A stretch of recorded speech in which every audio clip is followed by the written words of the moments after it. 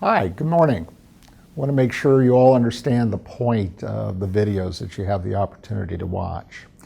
The Pipeline Hazardous Materials Safety Administration has funded the International Association of Fire Chiefs in producing a community safety program. The idea here is to communicate to you in various bits and pieces the relationship between state emergency response commissions, local emergency planning committees, and how they function within communities to promote the objectives of the Emergency Planning Community Right to Know Act. The idea is to understand that we're talking about a community-centric emergency preparedness system where we want communities overall to be better prepared for the kinds of incidents that may happen in their communities, to understand the capabilities, to understand their own roles and responsibilities, and how this system is put together and worked. Everybody within a community has a role to make that community better prepared. It's not feasible to just sit back and assume that other people, such as fire departments, are going to handle all of these situations. They're too complex, too many opportunities for failure. We need everybody in a community to participate. Look to your LEPC, look to your state emergency response commissions, and other sources of information so that you can better prepare yourself. How do you go about trying to get community involvement in your LEPC? That's a challenge, to be honest with you. We've got a lot of local agencies involved, which is good, and then they reach out at the community level when they do events and just let them know about the LEPC. We have a shelter-in-place video, and we've got handouts for that we've been sending out for public events and stuff like that. We do have a website for the LEPC. I don't get a lot of feedback from that, to be honest with you, so that's a challenge for us from that perspective. And again, the other thing is just budgeting issues, is to get time and people to go out into the community and actually do this stuff at the local level, not just at the within the LEPC meetings themselves. Do you have a sense that members of the public are well aware of the risks in your community? I really don't. We're lucky in our community. We don't have a lot of heavy industry or anything like that.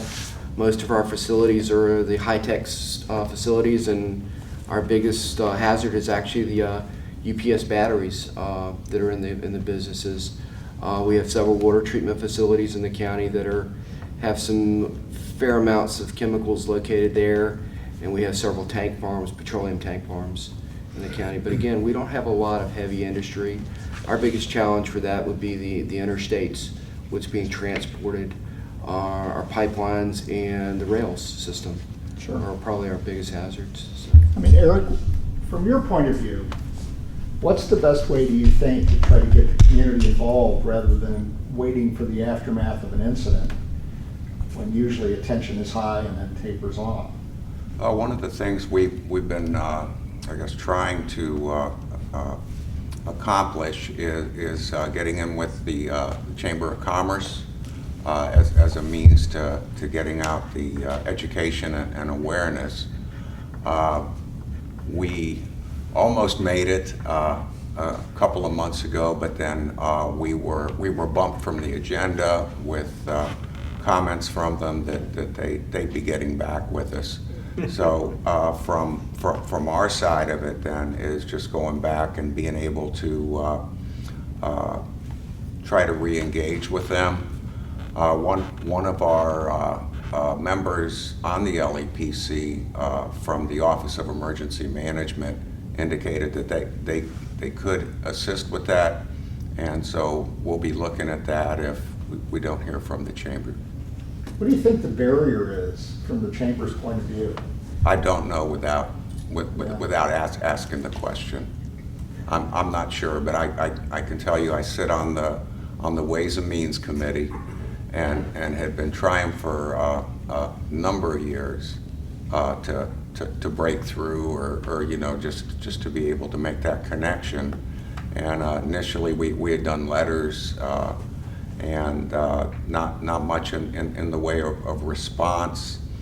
And so from there, this past year was the closest that we had gotten to getting in there with them. So I think from at least my side of it, it's continuing to fight the good fight and be sure that we continue to reach out with them, you know. What techniques do you use to reach out? Are you just trying to identify likely organizations, or do you do general outreach to the public at large? Well, there's a couple of ways that our LEPC does that. We've got Office of Emergency Management. So for Fairfax County, it goes to public events, and actually we staff a booth that's there. They're able to connect in that manner. The other thing is our LEPC website, and then just to add on to what Trice had mentioned about our shelter-in-place video that we have. We've also gotten that translated into 2 languages, so Spanish and Korean, which is, again, another way to get in there and be able to make folks aware of it. I want to come back to your shelter-in-place video in a second, because I'm personally intrigued by that. But I was going to ask Bowman if he had any thoughts on this. Yeah, a couple things, and Fairfax County does this well, and that's in terms of their CERT program, reaching out to the rest of the community and continuing that on a regular basis. You know, once you get on their mailing list, they'll tell you the different training sessions that they have going, and they make an extensive effort to reach out to folks to ensure everybody's on track and aware of what the CERT program is all about. The other thing I ended up doing when I was with SAIC, I did these preparedness workshops across the country. And it's really interesting because you get to invite in different folks that are part of the community, organizations that can help the community, whether they be something as simple as Salvation Army or AAA or AARP, that have all of these neat, if you will, trinkets that they can bring in, or foodstuffs that they can bring in, or first aid kits. I mean, it runs the whole gamut. And it's amazing how quickly people gravitate to those types of organizations and have a better appreciation for what that's all about. The other thing I do within our LEPC in Prince William County is I reach out to different organizations in the private sector to get them to, for lack of a better way to put it, to tell their story. People like to talk about themselves and their organizations, and to set on the agenda something for them to say that contributes to the rest of the community. And recently we did that even with the health department coming in, and they had a full-blown discussion, interactive discussion that informed folks in terms of the different things that were going on in the community that people needed to be aware of. And some of us that deal with this a little bit were not even aware of it, but you know, this was new stuff that was coming up. So it's that type of reach out that we found to be very, very effective.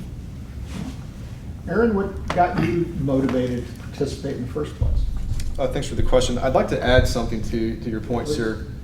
Social media is huge. I don't know how much the joint LEPC leverages social media like YouTube and Twitter, but that's huge going forward. And if you think about everybody using the internet and the demographics going forward with millennials, generations that are going to be coming up, leveraging Twitter is huge. I have a couple examples that I think may either incite some conversation or for us to think about going forward. Think about pre-incident planning or post-incident recovery. If the county can send a tweet out and we can have something to the effect of, here's a disadvantage or an advantage of proper planning, and it really shows the why and the how you should be involved with your LEPC or what to do with your LEPC. I think that'll really hit the point home. It'll be huge takeaways, I think. I wanted to add that. I think it's something we could work on, and I think it's a takeaway for other LEPCs as well. If I could piggyback on that point as well, because I was going to mention it before, but that reaching out with the social media, I think is so very, very important. The other thing we need to do too is within, and I'll use Fairfax County as an example because of all the different training that you all have. Unless you're on their list, you may not know what that training is all about. And I wish there was some way overall in the community that we could blast this stuff out on a regular basis to folks. And I'm going to pick an example for the hospital, Inova. I remember some years ago, they had a active shooter exercise there in the new wing that was getting ready to open up. Fabulous, full-scale exercise.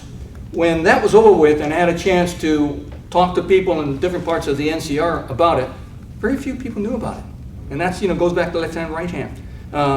The same thing occurred when, at Fort Belvoir, when they did an active shooter exercise at the elementary school, way before schools started having all these shootouts and everything else.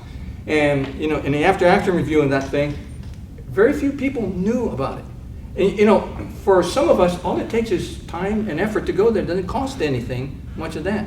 So that kind of reach out, and, I know it's difficult in terms of Fairfax with you have all this good information, you may not be getting the feedback that you want. But I don't know how it works in the tech world that we can blast this stuff out. Just simple things like training exercises, pops up on my screen and go, oh, that's kind of interesting. I'd like to take advantage of something like that. So sorry to interrupt that part of it, but you got me fired up. No, it's great. I think it's good conversation. Another example of what we can do. This is probably going to the FJ LEPC folks here. Just an example tweet we as a group can send out is that a public appropriate after action review of an incident. So for example, what was supposed to happen, what we expected to happen, what actually happened, how we can improve. Something that the public can consume to that effect would be really helpful. Just examples, here folks, here's reasons why you need to do this with us, or here's why your community or your business should be involved. Here's reasons why you're spending more money in recovery because you weren't involved. I think that stuff is huge. The Community Safety Emergency Planning Response and Outreach Program is funded by the Pipeline and Hazardous Materials Safety Administration within the Department of Transportation.